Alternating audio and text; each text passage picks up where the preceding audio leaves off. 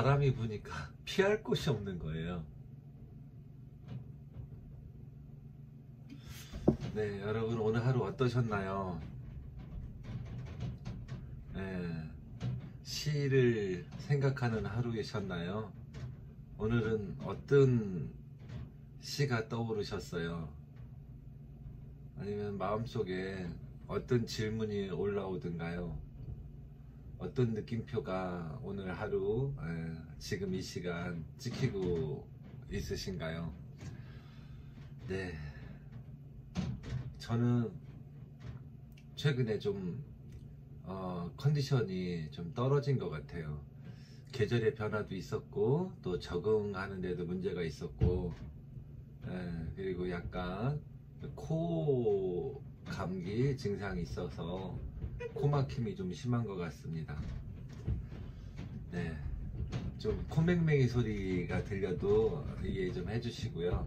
네, 또 우리 또 한글 프로그램이 사용기간이 만료가 돼가지고 급하게 다시 또 연장하고 이러면서 좀 허둥지둥 수업을 시작하는 것 같습니다.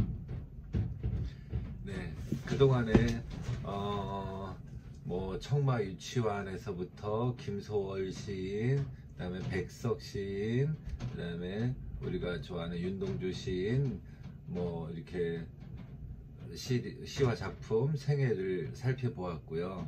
또 광주 문학로도 1, 2, 3, 4 네 길을 살펴보았어요.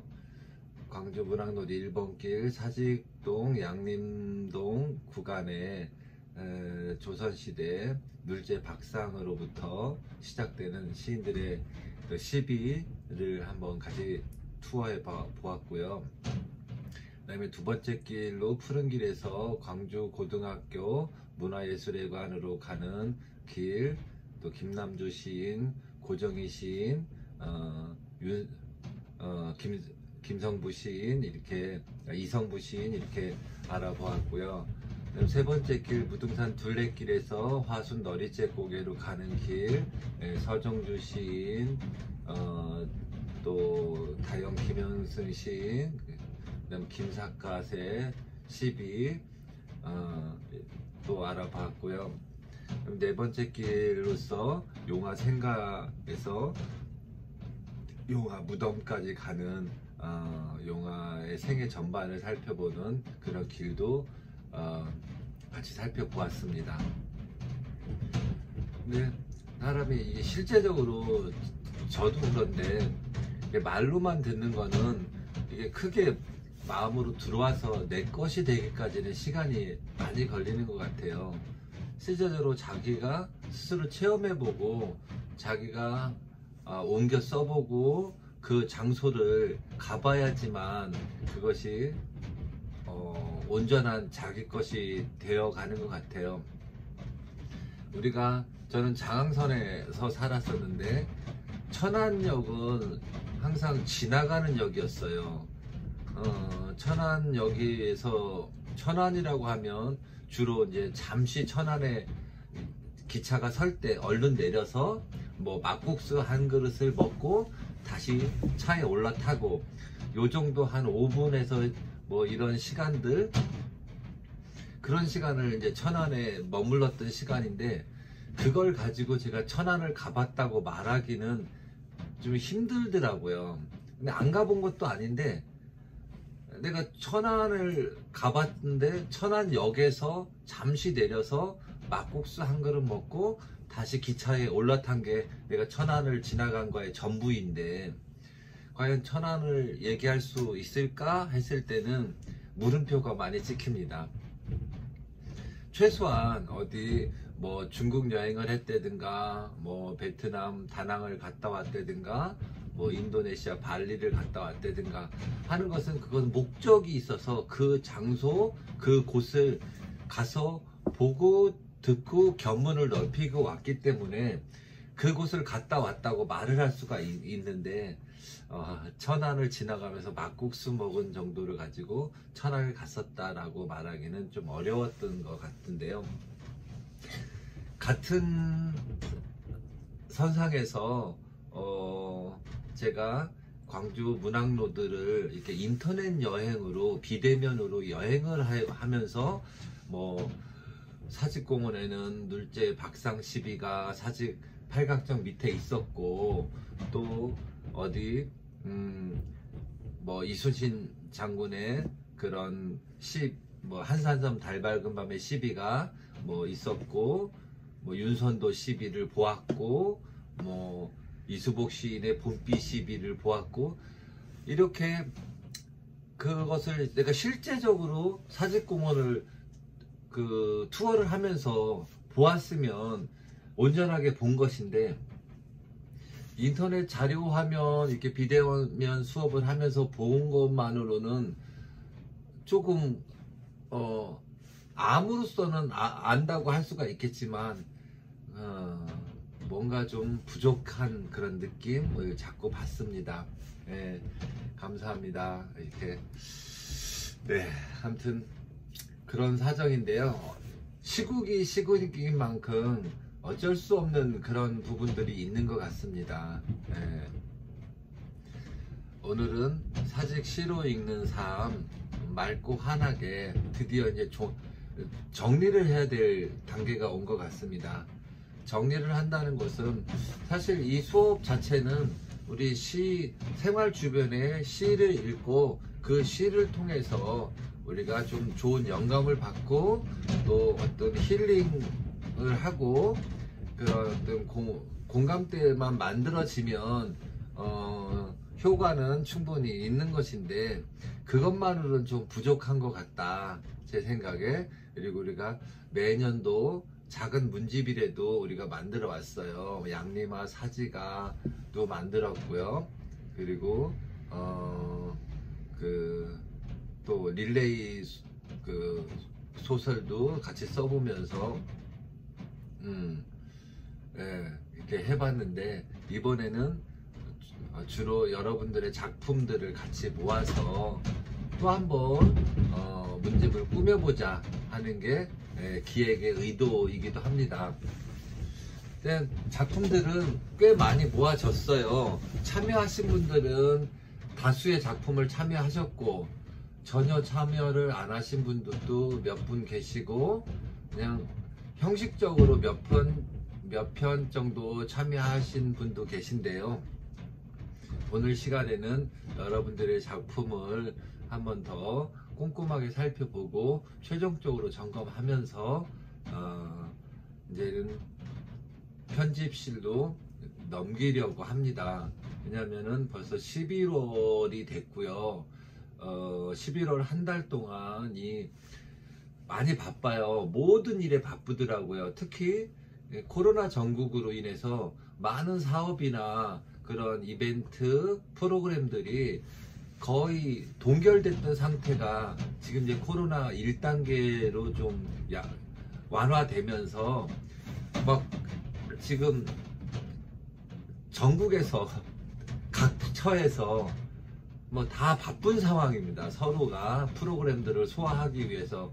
그렇기 때문에 뭐 출판 편집실도 지금 많이 바쁜 상황이기 때문에 한 달은 잡고 편집 기간을 잡아야 된다고 해도 또 이제 교정도 필요하고요. 그래서 11월 한 달은 아마 그렇게 갈 것 같고요. 이 프로그램이 이제 이번 달에 앞으로 이제 2번 정도만 더 진행을 하면 끝나기 때문에 아마도 프로그램이 다 끝난 후에 작품집은 나올 것 같고요.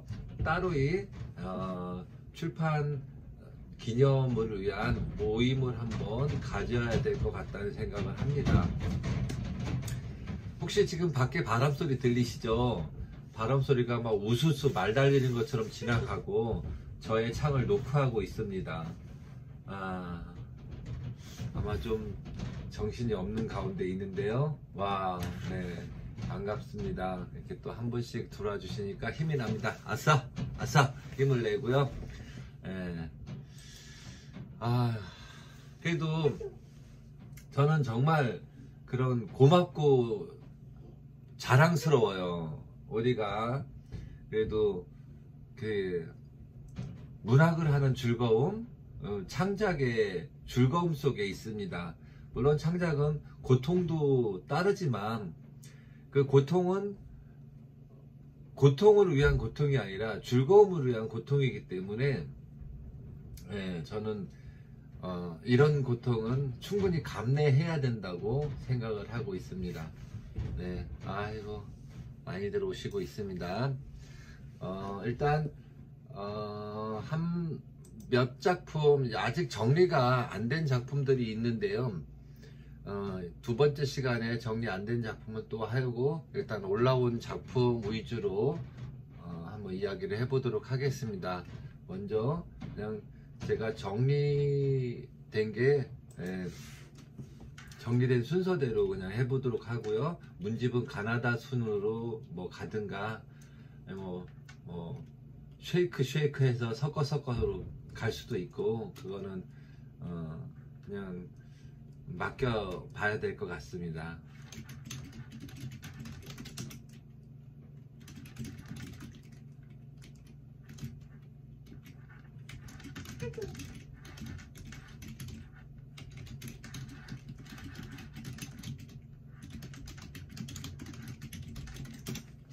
네. 먼저 장명숙 선생님 작품을 먼저 한 편 보도록 하겠습니다. 장명숙 선생님 작품이 이제 이번에 또 이게 이렇게 안 올라가는 걸 먼저 축하드릴 일도 있고 소설 단편 소설로 또 좋은 상도 받으시고 또 이게 보시면 정말 부지런하시게 그런 창작의 끈을 놓지 않고 계시는 그러한 모습이 정말 본받아야 될 모습이 아닌가 싶습니다. 먼저 이게 제목인데요.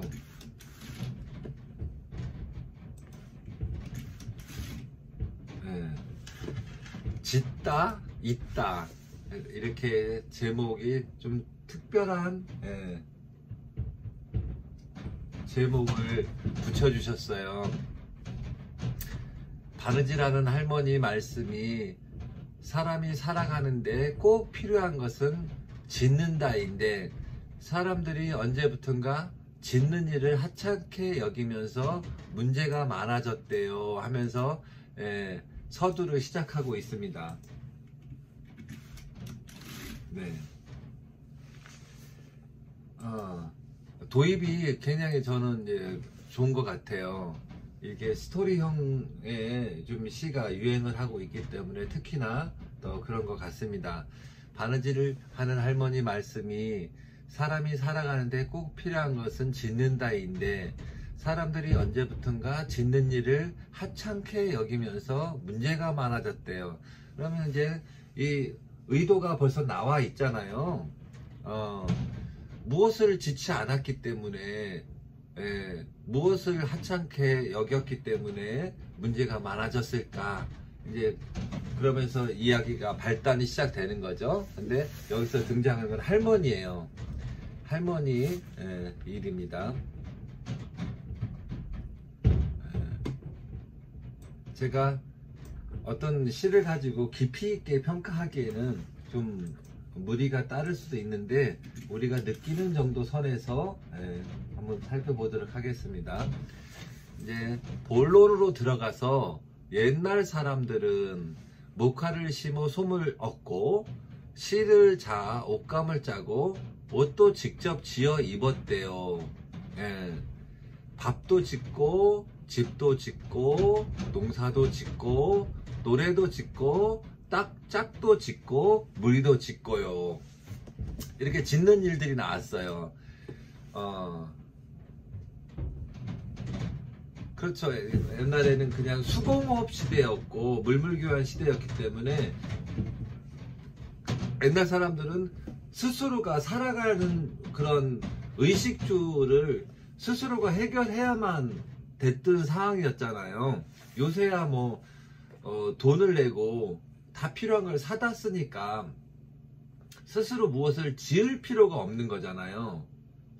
그럴 뭔가 뭐 내가 바느질하고 뭐 하고 하는 그런 시간에 비례해서 내가 하고 싶은 일을 하고 필요한 거는 사다 쓰는 그런 시대이기 때문에 또 충분히 이제 내가 짓는 것보다 더 좋고 더 고급스럽고 기호에 따라서 다양하게 선택을 할 수 있는 많은 물건들이 있기 때문에 그럴 수도 있습니다. 심지어 햇반이라고 나왔잖아요. 밥도 지을 필요가 없어요. 또 반찬 가게들이 많으니까 반찬도 만들 필요가 없어요. 그리고 뭐 공산품은 이루 말할 것도 없고요. 그러니까 농사를 질 필요도 없고 옷을 짜서 길쌈을 할 필요도 없고, 그리고 연애 같은 경우도 요즘에는 뭐라 그럴까, 이거는 조금 제가 언급하기는 좀 어려운데, 연애조차도 그런 어떤 필요에 의해서 만나는 경우가 또 생기지 않는가. 정말 그러한 시대를 살아갑니다. 그래서 이제 짓다 있다, 여기까지 이제 짓는 데가 나왔어요. 그래서 이제 있다가 이제 짓다에서 있다로 넘어가는 게 이제는 마지막 3년인데요. 3년에 이제는 1년에서 문제를 제기했던 결론이 나오게 되죠. 이런 일들을 기계가 대신하면서부터 사람들은 노래를 짓는 대신 노래를 듣기만 하고요. 사람과 자연, 사람과 사람 사이에도 이어지지 못하고 끊어지게 되었대요. 바늘에서 툭 끊어진 저 실처럼요. 이렇게 해서 이제 바늘과 실이, 우리 옛날 말에 뭐 실 가는데 바늘 간다, 바늘 가는데 실 간다, 이래서 바늘과 실은 불가분의 관계, 뗄래야 뗄 수 없는 그런 사이를 일컫는 말이었는데, 또 바늘과 실은 이렇게 헤어진 데를 깃기도 하고 두 천을 잇기도 하고 그래서 무엇인가 만들어내는 연결고리였지 않습니까? 근데 사람들이 이제 짓지를 않고 사다 쓰니까 이게 필요가 없는 상황이 됐어요. 요새 뭐 양말 뭐 헤어졌다고 꿰매 신는 경우가 좀 드물죠. 거의 양말이 좀 일회용처럼 막 신다가 흔하니까 뭐 버리고, 아마 우리 환경에도 그나마 양말 같은 경우는 좀 덜한 것 같은데, 막 우리가 그런 문명을 산다는 것은 너무 많은 잉여가 남는 것 같아요. 잉여물이. 뭐 아직도 멀쩡한 TV를 버리고 새로 사고, 또 어떤 물건들을 뭐 실증나면 버리고, 심지어는 사놓고 안 쓰는 물건까지 있어요. 그렇게 보면 우리 막 옛날에는 몽당연필 뒤에다가 볼펜 꽂아 가지고 쓰고 아껴 쓰고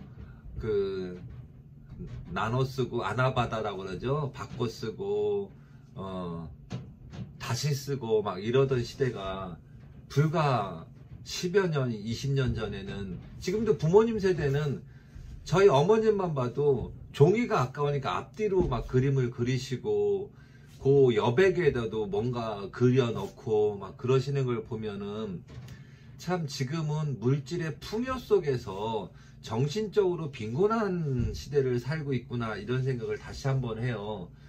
장명숙 선생님이 말한 것처럼 관계와 관계가 끊어지고 그런 전통이 매기를 잃고 이러한 것들을 보게 됩니다. 우리가 언제부턴가 그런 농사 짓는 일, 어떤 뭔가를, 그런 전통적인 일을 정말 좀 하찮게 여기거나 그런 고리타분하게 생각하거나, 또 굳이 이런 일로 두부 만드는 일을 가지고 뭐 대를 잇는다든가 이런 거에 대해 좀 등한시하지 않았는가, 좀 그런 생각이 듭니다.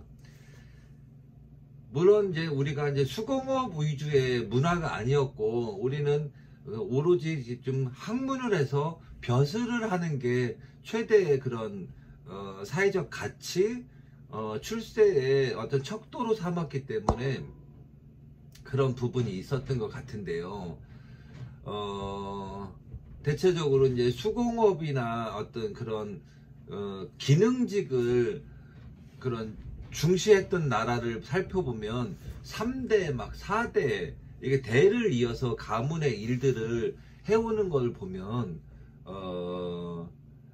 그런 어떤 지금에 와서 보면 참 대단하구나. 근데 우리도 어딘가를 가다 보면 뭐 2대째 뭐 하는 순두부집, 아니면 뭐 3대를 걸쳐서 만드는 뭐 전통주의 명장 막 이런 게 있지 않습니까? 지금은 오히려 이제 그런 것들이 이제 4차 산업시대에 또 오히려 각광을 받으면서 또 이렇게 잘 되고 있는 경우도 있는데요. 아직도 아버지가 이발소를 하셨는데 아들이 이발소를 한다든가, 부모님이 평생 경영하신 중국집을 아들이 잊지를 않고 그냥 문을 닫는 경우도 우리 주변에서 부지기수로 봅니다.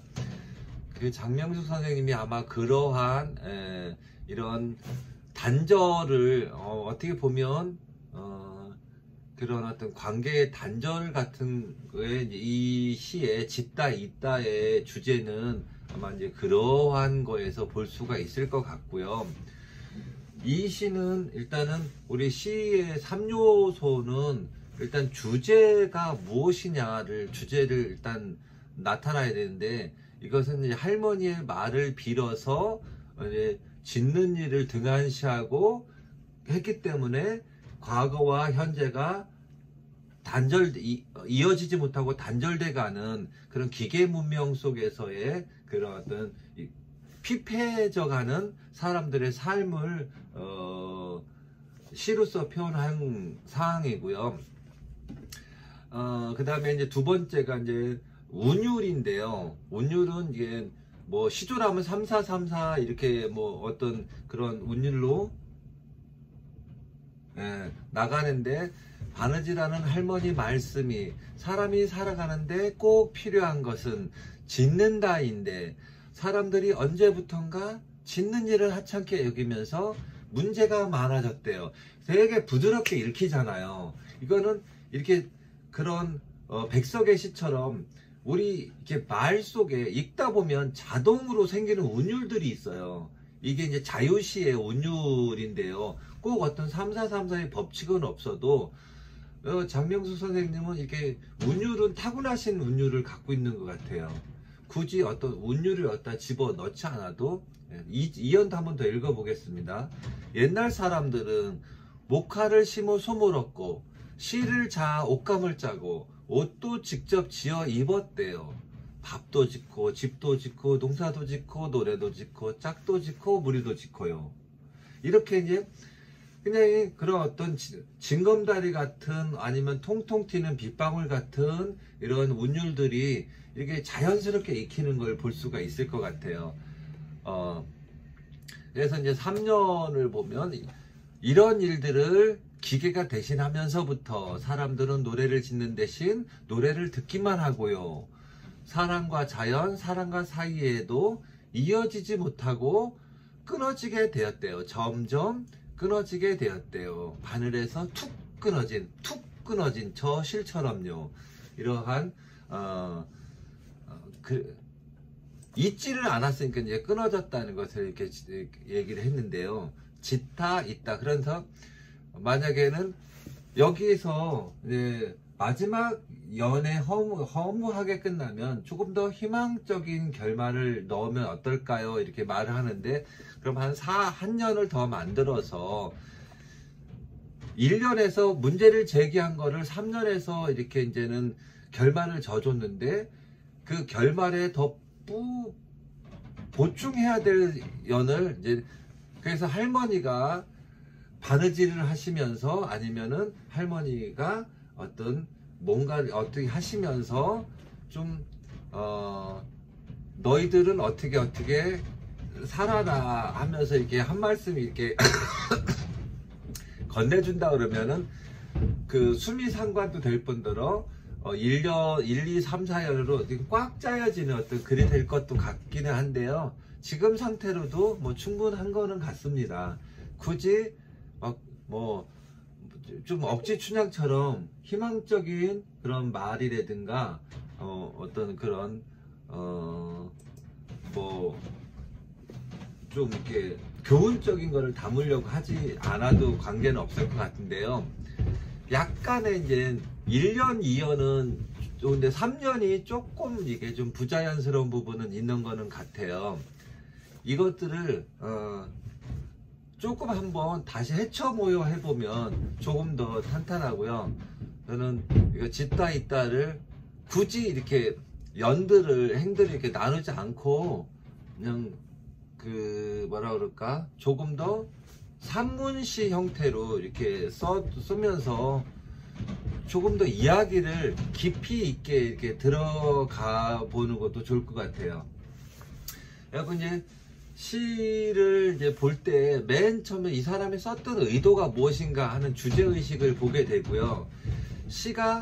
시이기 위해서는 어떤 함축적인 운율들이 이렇게 보여지는데, 그런 부분도 좋은 것 같고요. 일단은 마지막으로 이미지들이에요. 심상이라고 하죠. 마지막에 시의 3요소에 이제 마지막은 심상적으로 이제 또 한번 이렇게 접근해서 보면, 이렇게 보면 이 시는 그림으로 이렇게 쫙 그려져요.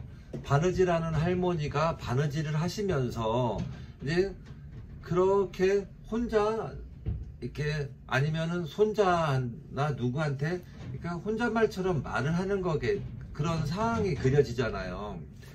옛날 사람들은 뭣도 만들고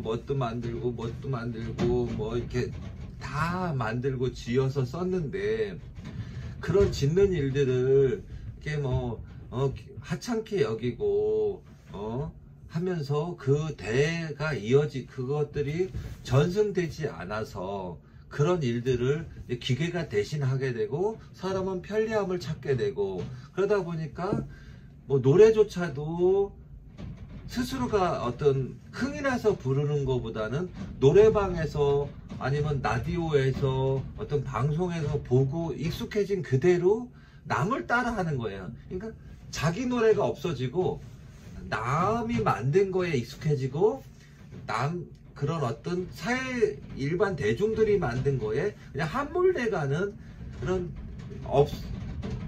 희미해져가는 자아를 조금 그런 것들이 툭 끊어지는 그런 이야기, 사람과 자연, 사람과 사람, 그런 것들이 교류하지 못하고 점점 기계화되고 있다, 이런 것들을 경구식으로 얘기하는, 바늘에서 툭 끊어진 저 실처럼요. 이때 느낌은 이제는 어떤 심상이 떠오르냐면, 이게 팽팽하게 날아가던 연줄이 툭 끊어져 갖고 그냥 흐물흐물 이렇게 정처 없이 날아가는 연을 보는 느낌, 이런 아쉬움이 있습니다. 예.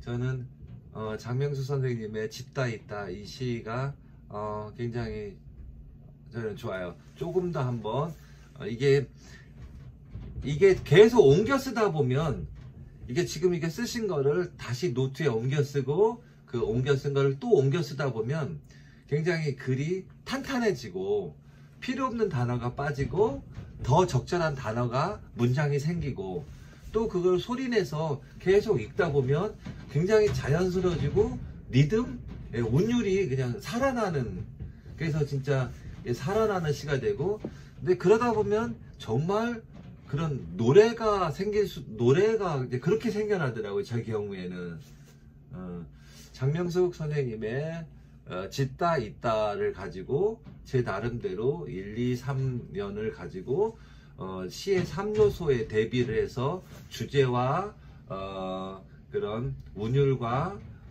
이미지, 심상을 가지고 한번 이야기를 해봤습니다.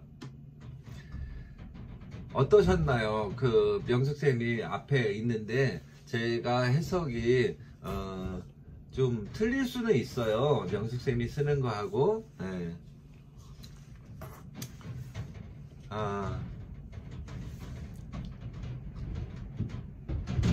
이번엔 좀 짤막한 시를 하나를 더 이렇게 보여드릴게요. 이번엔 이제 비행기 같은 경우도 좋은데요. 제목이 비행기가 비행기로 이렇게 계속 나오니까 이런 거는 제목을 조금 더 한번 더 고심해 봤으면 하는 그런 아쉬움이 남더라고요. 이번에는 이제 한글나래라는 짤막한 시입니다. 또 약간 이것도 역시 할머니가 나오는데요. 명숙쌤 같은 경우는 이제 주로 시적 대상이 그런 좀 해규적인 이미지, 고향이라든가 그런 옛날 그런 할머니, 그리고 시장 풍경, 그리고 소소한 서민적인 풍경이 굉장히 잔잔하게 그리고 있는 그런 상황인데요. 한글날에 문득 어떤 그런 눈에 보이는 골목길이라든가 리악 손수레라든가 어떤 그런 종이 상자라든가 이런 심상들을 그런 한글의 기역, 니은, 디귿, 리을, 자음, 모음 이런 거에 비춰서 이렇게 표현을 했는데 저는 발상이 굉장히 좋았고요. 이 시가 조금 짧은 거에 대한 아쉬움이 남는데요. 조금 더 여기서는 이제 니을자, 골목의 니을자, 구부러진 골목에 할머니의 구부러진 허리의 기역자, 이런 이 정도에서 한글날에 기역과 리을이 지금 나오고 있어요. 그런 우리도 어떤 면허 시험장에 가면 처음에 이제는 기역자, 뭐 니을자, 뭐 S자, 뭐 이런 코스들이 있잖아요. 아마 이제 그런 심상도 이제 좀 매칭이 됐는데 조금 더 뭐 그 골목길에는 감나무라든가 무슨 어떤 뭐 입학꽃이 펴 있다든가 이러면서 그런 어떤 조금 몇 가지 그런 한글들을 조금 더 넣어줬으면 어땠을까 하는 그런 생각이 조금 남습니다. 어떻습니까? 좀 몇 개 더 들어가도 좋지 않겠습니까? 그래서 골목길에 아이들이 놀고 있어서 아이들이 뭐 공기놀이를 한다든가 아니면 뭐 줄넘기를 한다든가 하면서 그런 어떤 몇 가지 더 그리고 막 까르르 호호 깔깔 웃는 그런 즐거운 표정도 어떤 우리 한글 자음 모음으로 이렇게 형상화가 될 것 같아요. 예를 들어서 뭐 아이들이 가위바위보를 하고 있다든가 아니 뭐 어떤 딱지치기를 하고 있는 그런 표정과 밝게 웃는 표정, 이거는 너무 조금은 이제 간결하게 할머니가 손수레에 종이 상자를 가득 싣고 골목길을 간다. 조금 이제 명숙쌤 풍으로 항상 이렇게 애환적 서민의 애환들을 먼저 보시는 것 같아요. 구부러진 골목길을 기역자처럼 구부리고 간다. 여기까지였는데요.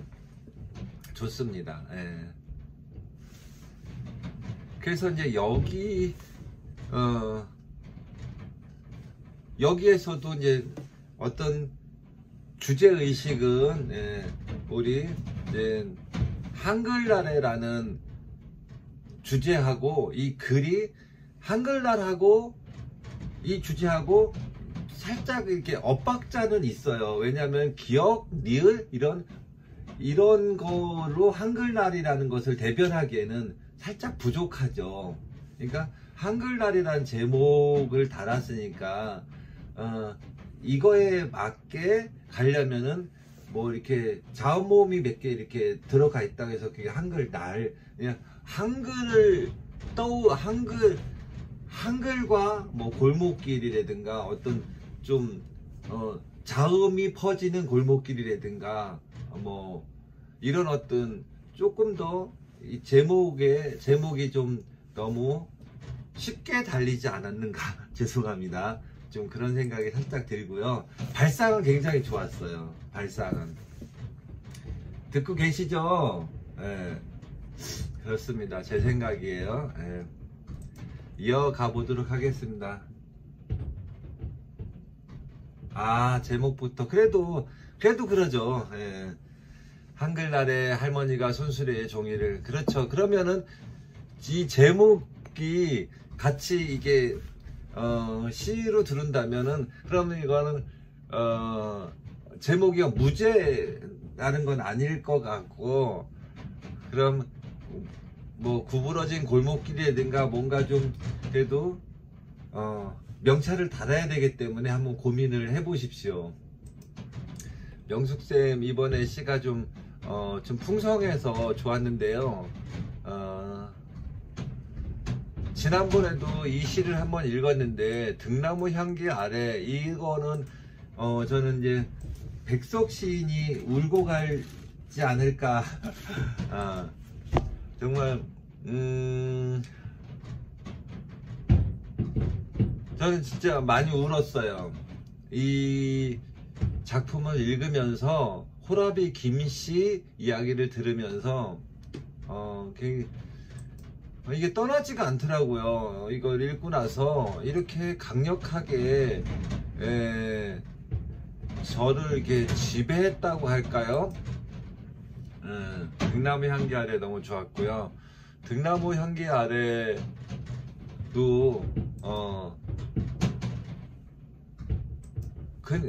물 흐르듯이 그냥 주르륵 이렇게 흘러가면서 굉장히 좀 했는데, 아무튼 소외되는 이렇게 그런 어떤 그런 우리 이제 지금 우리 문화가 혼자 사시는 그 한부모 가정이라든가 또 그런 진짜 그런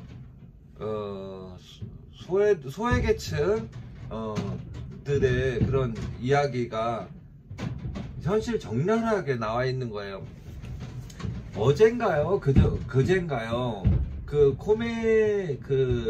개그우먼이 어머니하고 이게 자살한 사건이 있었죠. 숨진 채로 집에서 발견됐다고 하는 걸 보니까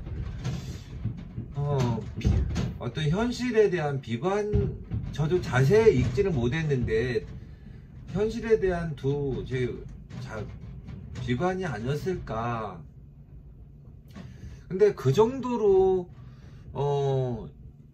유명했고 나름대로 활동도 많이 했고 했는데 왜 이렇게 극단적인 선택을 쉽게 했는지 저는 모르겠어요. 그 내면적인 거는 모르겠지만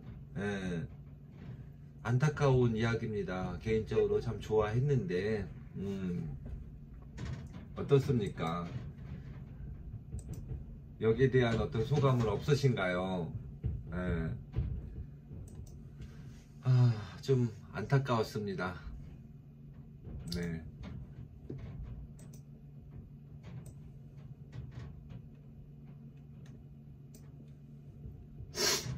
그렇게 사람이 두 모녀가 한꺼번에 죽을 수 있다는 것은 이게 말이 쉽지 어려운 일인데, 할매 햇빛 알러지, 그렇다고 엄마를 데리고 죽으면 안 되죠.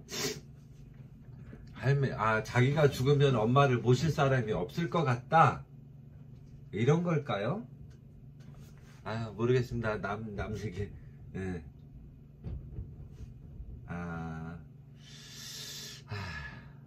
그래요. 할매 밥 말고 막걸리 한 대접만 주소. 누런이 내보이며 넉살 좋게 웃던, 동네 개들 한 번씩 쓰다듬어 주던, 코올레게 아이들에게 안녕 안녕 인사를 건네던 호라비 김씨는 등나무 아래 엎드려 영영 깨어나지 못했다.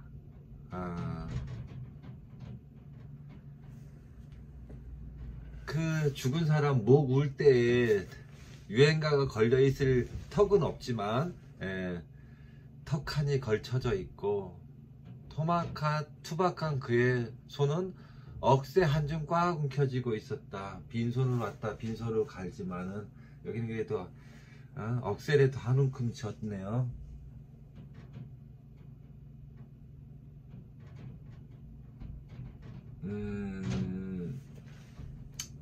안타깝다.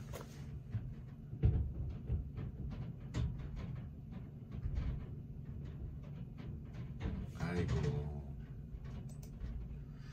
그렇구나. 네, 일단은 자목년은 우리 그 명수쌤이 좀 이 꽃에 대한 여성들은 이제 꽃에 대한 소재들이 좀 많은 편이고요. 여기도 역시 뭐 찔레꽃, 자목년, 코스모스 이렇게 나오고요. 여기 이제 01이라는 이제 이것도 있는데, 아마 이 01도 요즘에는 별로 안 쓰는 말이죠. 우리 어릴 때는 썼던 것 같은데, 요새는 이제 휴일이라든가 쉴 휴자, 빌공짜, 비어있는 날이 아니로 쉬는 날, 휴일 이라고 많이 쓰는 것 같습니다. 암만 해도 안 될 것 같다. 나 아무래도 안 될 것 같다. 엄마 가방에서 너 갖고 싶은 것 꺼내가. 이렇게 엄마의 낡은 가방 속에는 성경책, 손톱깎이, 볼펜, 동전지갑, 손수건, 반지꼬리, 지폐 한 장도 없이 손톱깎이를 꺼내고 엄마 양말을 벗겼다. 뭐하러? 양말 깎아주게, 발톱 깎아주게. 01이네요.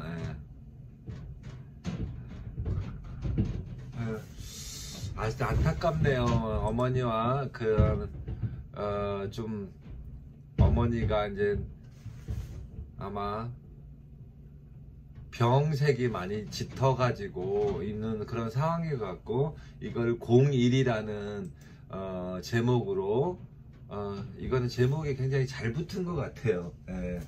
제 생각에. 병원 침대에 기대어 막내딸에게 발 맡긴 오늘은 가을볕 좋은 01이다. 그렇습니다. 장명숙쌤 거는 이제 제가 몇 편 선별을 해서 넣도록 하겠습니다.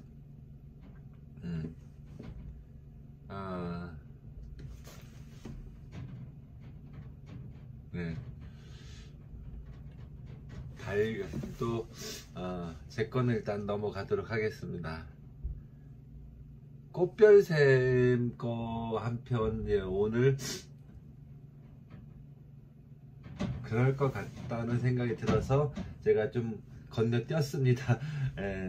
어머니와의 어머니 이제 거의 대장암으로 이제 돌아가신 친정 엄마 발톱도 깎아드리고 그런 어떤 것들이 이제 01이라는 그런 뭐 공수래 공수고 이제 이런 01이라는 게 그냥 한 인생을 대표한 것 같습니다.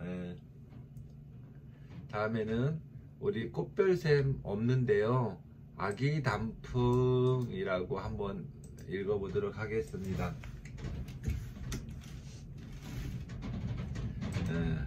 아기 단풍, 손톱에 빨갛게 매니큐어 칠한 아기 단풍잎 하나 툭 바람에 떨어졌네.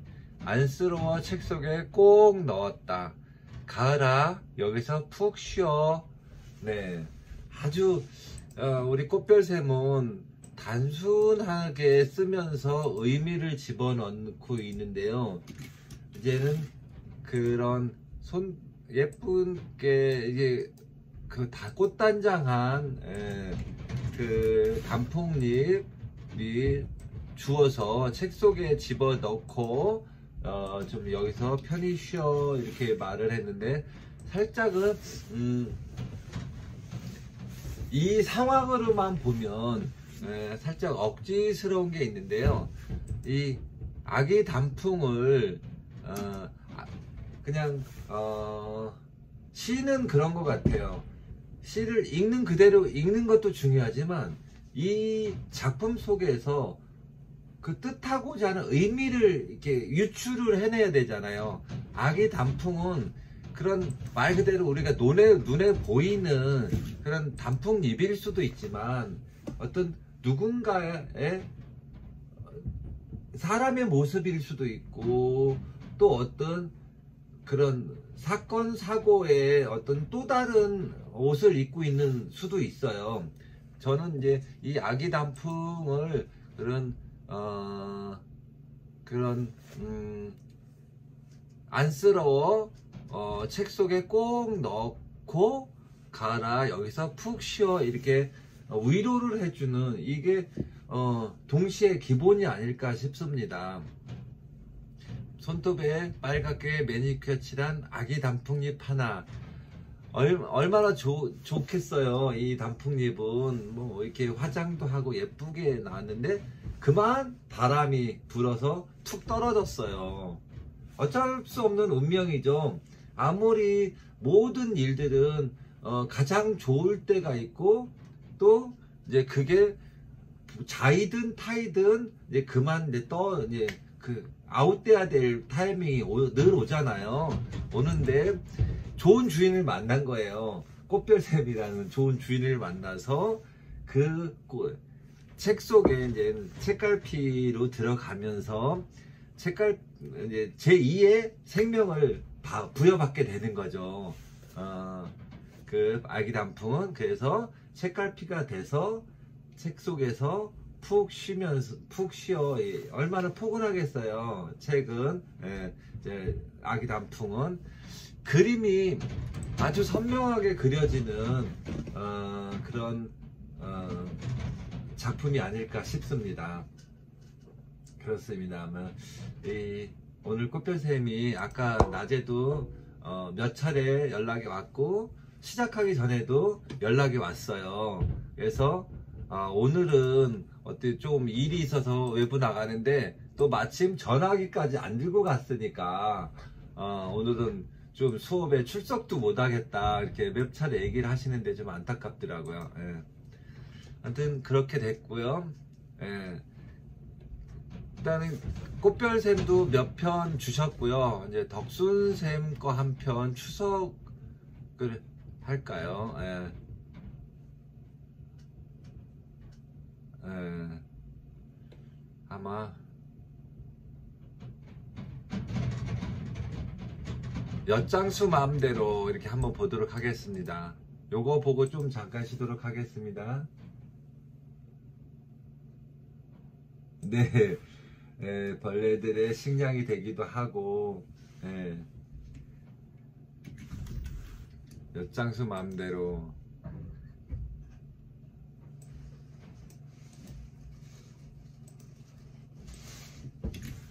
네.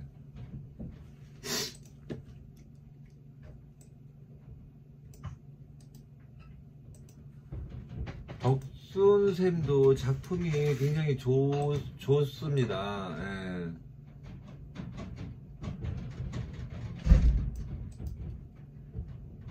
아마 좀 다들 이렇게, 저는 시를 쓴다는 것은 공부를 해서 되는 건 아닌 것 같다는 생각을 자꾸 해요. 좀 선천적인 기질이 아닐까. 자기 속에 있는 무엇인가를 끄집어내는 자기만의 방식이 있기 때문에 시도 써지고 그림도 그려지고 노래도 부를 수 있고 그런 흥이 있는 거지, 이게 공부한다고 뭐 흥이 생기거나 없었던 게 생기지는 않는 것 같아요. 엿장수 마음대로라는 작품은 말 그대로 우리들이 흔히 쓰는 단어잖아요. 무슨 일에 그냥 자기 맘대로 할 때 무슨 그다음에 뭐 어떤 일이 그냥 되어가는 그런 모양새를 엿장수 마음대로라고 우리가 흔히 하지 않습니까? 한번 읽어보도록 하겠습니다. 그때 그 시절 추억의 한 장면, 지금의 분리수거쯤 된다. 옛날에 그 추억의 한 장면 한 장면이 지금의 분리수거쯤 된다. 이렇게 이제 얘기를 시작했어요.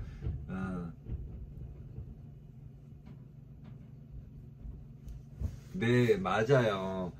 이거는 뭐 하고자 억지로 꾸며낸다고 될 일은 아니니까, 누군가는 정말 열심히 해도 이 시라는 것은 가장 중요한 건 자연스러움이거든요. 억지로 막 군함 같은 고무신 막 이런 거 이렇게 써봤자 그거는 말도 안 되잖아요. 쟁반같이 둥근 달, 이것도 누군가는 뭔 달이 쟁반이라냐, 내 마음은 호수요, 네 마음이 뭔 호수인데, 이래버리면은 할 말은 없지만은 우리한테는 너무 이제 그런 것들이 이제 익숙해지니까 그걸 많이 쓰는 거예요. 예, 무슨 비가 오는 풍경이 어떤 피아노의 선율이라든가 이런 충분히 이렇게 유추하거나 그 이미지를 이게 또 다른 이미지를 이렇게 겹쳐서 이렇게 표현할 수도 있는데, 최근에 가장 충격적인 그런 비유라고 하면 가슴을 사슴으로 비유한 거예요. 뿔이 나는 거예요. 가슴에서 화가 나니까 가슴에서 뿔이 났는데, 이 젖가슴을 이게 말하기는 조금 거북스러워서 그랬는지 사슴이라고, 가슴과 사슴은 전혀 다르죠. 가슴과 사슴은 전혀 다른데, 너 가슴에 뿔났다 라고 말은 아니야. 너 사슴에 뿔났다, 이제 이런 식으로 좀 말은 안 되는 비유지만 또 이렇게 생각해 보면은 굉장히 적절하고 그 뭔가 의미심장한 비유가 아닌가, 이런 생각이 드는 거예요. 그 속에는 말로 표현할 수 없는, 그러면서 처음에는 어색했지만 또 듣다 보면 또 이제 어떤 일이 떠오르면 그 생각이 나는 거예요. 그랬구나, 그럴 수도 있겠구나, 가슴에서 뿔이 날 수도 있겠구나. 우리 화나면 머리에서 뿔 난다고 하는 것처럼. 네. 맞아요. 가을은, 단풍잎은 또 추억이 될 수도 있고요. 계속 가보겠습니다. 그때 그 시절 추억의 한 장면, 지금의 분리수거쯤 된다. 이렇게 해서 이제 뭔가 서두를 꺼내고 있습니다. 그때부터 분리수거가 시작된 것 같다. 요즘 환경미화원 엿장수 가우질 솜씨가 보통이 아니다. 장단 박자 맞추어 춤까지 3박자가 딱 맞아 떨어진다. 온 동네 골목길 뒤흔들어 놓고 엿장수 노래 장단에 어른들까지 동원된다. 고물 찌그러진 냄비, 소뚜껑, 구멍난 고무신 자루 빠진 삽, 낫, 그리고 빈병, 신고 다니는 할머니 흰 고무신, 엿바꿔 먹고 혼난 적도 있었다. 네.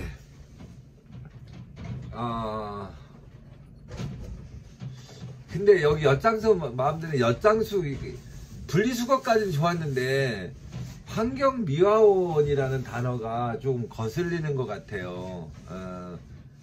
분리수거 엿장수 마음대로 하고는 살짝 좀 엇박자가 나는 것 같고요.